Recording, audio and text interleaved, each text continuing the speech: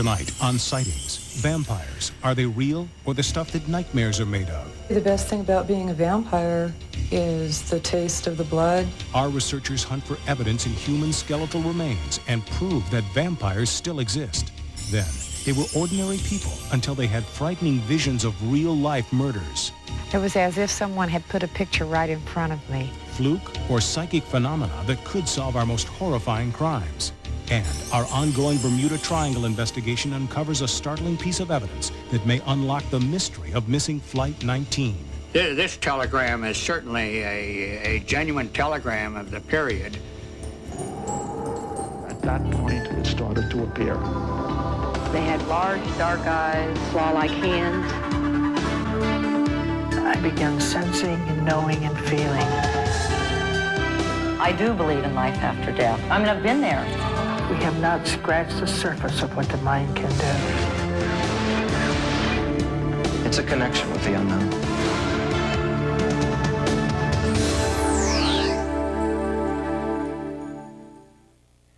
Just about everything we know about vampires was created almost 100 years ago by Bram Stoker in his classic Gothic novel Dracula.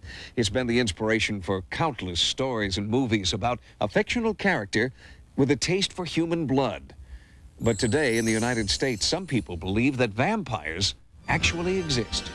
We think of vampires as part of Eastern European folklore or the result of Hollywood conjuring, not as the stuff of small-town America. But in the late 18th century, belief in the undead led to bizarre rituals designed to keep the newly deceased from coming back to prey on the living. The Connecticut countryside is dotted with old cemeteries. In Griswold, a dark secret lay dormant for nearly 2 centuries and has only recently been unearthed. In Washington, at the prestigious Walter Reed Army Medical Center, remains uncovered in Griswold were analyzed by Paul Sedzik, a curator at the National Museum of Health and Medicine. I was given a call by the state archaeologist in Connecticut to help identify and analyze some skeletal material that was found at this site in Griswold, Connecticut. What happened was some kids had found a couple of skulls laying at the bottom of a little ravine, and they brought them to the police, and the police called the medical examiner. The medical examiner did some research into the records in that time period and came up with vampire activity or vampire cults in the 18th and 19th century. Archaeologists probed the graves for mutilated corpses, the telltale signs of suspected vampires. The next step in verification was determining the cause of death. Pretty evident to see the cause of death. In the skeleton from Connecticut, the vampire skeleton, there's evidence of tuberculosis in some of the upper left ribs. And here we can see evidence here, this whitish area that we're seeing close to the articulation with the vertebrae. Tuberculosis played a major role in the vampire folklore of the 1800s. It was believed that those who died of TB could come back and infect the living. So a ritual developed to ensure that a corpse's eternal resting place really was eternal. What they actually did was take the bones here in the chest and jumble them up like someone had just taken their hand and kind of moved it around in that fashion.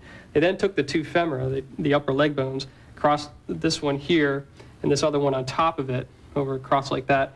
They then took the skull and placed that right in this area, and then they closed the crypt back up. The graves were opened anywhere from 2 weeks to a year after burial. Graves of dearly departed loved ones or anyone who died of tuberculosis. What floored me is just that people could actually believe that someone dying of tuberculosis could actually cause the death of loved ones. And there are accounts in New England, especially of men going into the graves of their daughter and removing their hearts and burning them, and you know, fathers doing it to sons, sons doing it to fathers. I mean, very close family units. There were probably lots of people attending these exhumations and killing of vampires, and when you do read them, there can be upwards of 300 or 400 people. The whole town would probably turn out. You know, it's a major social event. Digging up wives, husbands, sons, daughters, and trying to kill them again. I mean, that's something that we couldn't even conceive of today. I couldn't imagine going and digging up the grave of my daughter and trying to kill her again. I know there's something that completely would never enter my mind. In many parts of America, you can still hear chilling tales of vampires today. In Los Angeles, professor of folklore and author Noreen Dresser researches living vampires. Very often, the act of drinking blood is a prelude to sex. People who call themselves vampires. Uh-huh. A corpse supposed to come to life at night and leave its grave and suck the blood of sleeping people. If a person wants to dress in black and sleep during the daytime and be awake at night and walk through the graveyards and listen to Gothic music, and that person's not hurting anyone, including the fact that that person might want to drink someone's blood and someone is willing to give it to them, I don't see where that's harming anyone. I'd say the best thing about being a vampire is the taste of the blood and being with someone who trusts you and will let you drink their blood.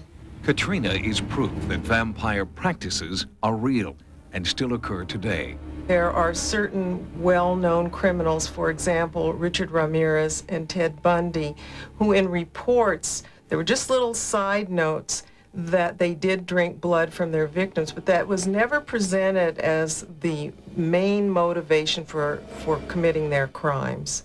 I would never do anything to a child or to an animal. This is something that I've only done with a consenting adult. You know, they have to be willing to do this, and anyone that I've ever done anything like this with actually has enjoyed it. Some vampires attempt to take blood here from the carotid artery. However, that's rather clumsy and it's also quite dangerous. So this is not really used as often as taking it from the arm. I can use an instrument like this, which is a medical scalpel. It's very sharp. It can be sterilized with alcohol, so there won't be any infection, and it's painless. Blood is an acquired taste. The best place is somewhere on the arms or the hands, and I'll just, continue drinking until the wound stops bleeding. Sometimes this leads to a relationship where they say, well, that was kind of interesting. I enjoyed it. Would you like to do it again sometime? You could be attacked, mugged, robbed, shot, killed on the freeway. I mean, our life is so fraught with dangers and fears that it's a lot more satisfying to focus on something scary when we know what all the rules of that scariness are. Why does the myth of vampires still persist? Perhaps it's because we are still plagued by diseases and our lives are still precarious as they were in ancient times. But unlike the rest of us, a vampire never gets sick, never grows old, and never dies. Coming up, they were ordinary people until they had frightening visions of real-life murders. It was as if someone had put a picture right in front of me. And later, what really happened to Flight 19 over the Bermuda Triangle? Startling new evidence may prove that the airmen survived. There are people who have extraordinary powers of perception and make their living as professional psychics. But tonight we'll meet ordinary people who suddenly, and for no apparent reason, have one striking psychic vision. For them, that single clairvoyant moment becomes a living nightmare. August 1990. The usually laid-back town of Gainesville, Florida was paralyzed with fear. 5 violent murders within 40 hours. 5 college students mutilated in their apartments, and no arrests. 2 years later, the case remains open. Over 1,000 miles away, a successful businessman who has never been to Gainesville begins to experience nightmarish visions. Well, I walked out to the barn and about 9:30 at night and was taking care of the horses down there. And on my way back from the barn, I just happened to look up into the sky and I saw a window with a silhouette of a person in there. A few weeks went by, I had a premonition that I was going to meet this killer from Gainesville. The very next day after the premonition, I did meet a gentleman from Gainesville. For the past year, visions of a murder have haunted a man who's never had a psychic experience. The images are so real, so frightening, that he's asked to remain anonymous and be referred to as John. One morning, I just happened to see this vision of a dog. I seen the head of a dog on the door. And after looking at it more thoroughly, I could actually see the dog's body. After a couple of weeks, John began to see more and different images in the door. A young girl, the state of Florida, an athletic field, a deer, a sickle. The images gave John no answers, only questions. What is the average person to do when they start having what they believe are intuitive impressions about, say, a crime, a murder, a series of murders? The spirit who was coming to me was a girl, a young girl. And I had the feeling that this spirit was a girl of about 20 or so years old, and she was one of the victims. John wanted to go to the police, but he was afraid that if he told them what he'd seen, they might make him a suspect. That is exactly what happened to California housewife Etta Smith 10 years earlier. It was 3 o'clock in the afternoon, and I was listening to a radio broadcast while at work. And they said that they had found the lady's vehicle in Pacoima, I think on a dead-end street, and that they were making a house-to-house search for her. And as soon as they said house-to-house search and that thought registered, it was as if someone said to me, "She's not in a house." I saw a picture. It was as if someone had put a picture right in front of me. Etta drove to a police station and revealed her startling insight to a homicide detective. I explained exactly. It'd be the right-hand side with a dirt path to her, a hill behind her. He suggested that I show him on a wall map where this area was, and that's when we discovered that it was Lopez Canyon. I don't think I was thinking right, but I knew I had to go see for myself. I knew the police would never tell me, and I was afraid maybe they wouldn't look. Within minutes, Etta saw her vision become a horrifying reality. As my eyes traveled further across the object, at the end of the object were white nurse's shoes. On her way back down the canyon, she reported her grisly find to a ranger. Shaken by the experience, Etta then went home. Not long after, there was a knock at her door. She went home, and then subsequently she was brought down by the police department and arrested for the murder of this woman. It took 9 years and a jury trial before Etta was exonerated for doing what she thought was right. But how do you explain the source of her psychic experience, or John's startling visions? Somehow, John had to come to terms with the gruesome visions that had been haunting him. Psychic psychologist Keith Harari accompanied him to Gainesville to help him on his journey. They visited the murder scenes in search of clues to the mystery.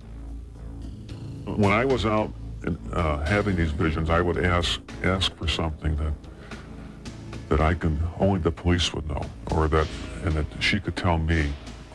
One of them being that what was the murder weapon used, and she gave me a vision of a sickle, and the sickle could be found in an area behind a football field. And I also envisioned a tree and also a symbol of deer or some type of animal. One victim attended classes at the Gainesville Teaching Zoo, where not only are there deer, but a parking lot under construction on top of what used to be an athletic field. We got a tremendous amount of contacts from people who believe very strongly that they had information from a psychic nature or paranormal nature that they wanted to relay to the investigators. They wanted to do so primarily to benefit the investigation. I'm just an average person, okay, having a vision, and that with that, they would look upon me as wacky. The dead tree was the sign John was looking for. And with the supervision of Keith Harari, he began an intensive search for the murder weapon. Things that have happened to me all pertain to this Gainesville killing, and this spirit that has come to me is one of the victims, and I feel it so strongly that I just can't let it go. I have to follow this through as she wants me to do. I feel that she wants to put an end to this and put this person in jail. And I just can't let it go like that. Life is a mystery. and it's full of mysteries, and it's full of situations in which you don't always get closure. I mean, the healthiest thing to do in this case is to say, well, I don't know, I checked it out, I didn't find anything, go back to one's ordinary life and have a good life, open to the possibility that sometimes things happen that you can't explain. On June 9th, 1992, while this story was being shot, a new development. A man named Danny Rolling was indicted for murder in the Gainesville case. But Danny Rolling is not the man in John's visions. John believes there's a second murderer who has not yet been caught. And in fact, the Gainesville Police Department admits there may be a second murderer at large. The investigation continues, and for John, so does the waking nightmare of his psychic visions. Coming up next, did the Bermuda Triangle take Flight 19, or was it all a government cover-up? They were all lying, all of them. On a recent episode of Sightings, we told you the story of Flight 19, a squadron of Navy fighters that vanished in the treacherous Bermuda Triangle after World War II. And now, 47 years after the planes disappeared, Sightings has received exclusive information that reveals a bizarre new twist in the fate of Flight 19. I